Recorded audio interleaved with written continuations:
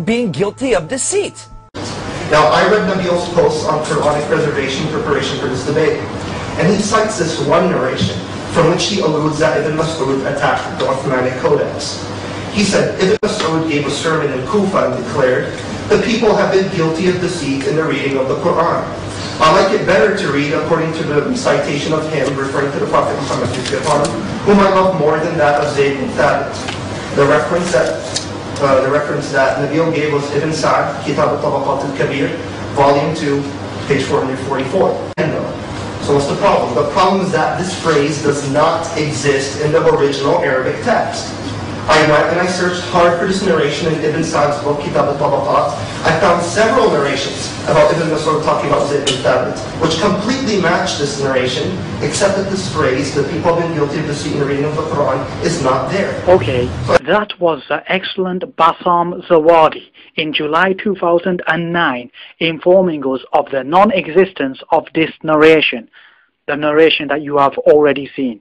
Qureshi is at your right-hand side of the screen, listening attentively to Zawadi's information. Have a look.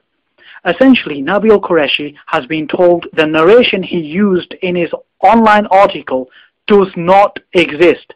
Being guilty of deceit. You may be thinking, Nabil Qureshi can only be guilty of willful deception if he uses the same non-existent narration in the future, i.e. after July 2009.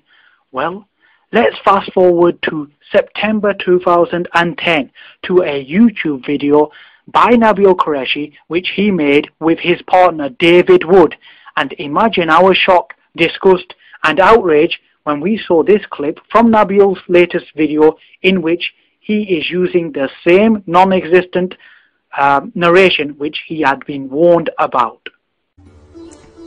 I wonder what Muhammad's top teacher of the Quran has to say about it. Let me pick up another one of these books at random. Here's one. The people have been guilty of deceit in the reading of the Quran. I like it better to read according to the recitation of him whom I love, more than that of Zayd ibn Thabit. Wow, according to that book you're holding, Muhammad's top teacher of the Quran is saying reading today's Quran is like being guilty of deceit. I wonder if any of these other being guilty of deceit. So there you have it, folks. Nabil Qureshi is still using the same narration and still using the same reference despite knowing it does not exist. This, my friends, is rank deception on the part of Nabil Qureshi, and he knows it.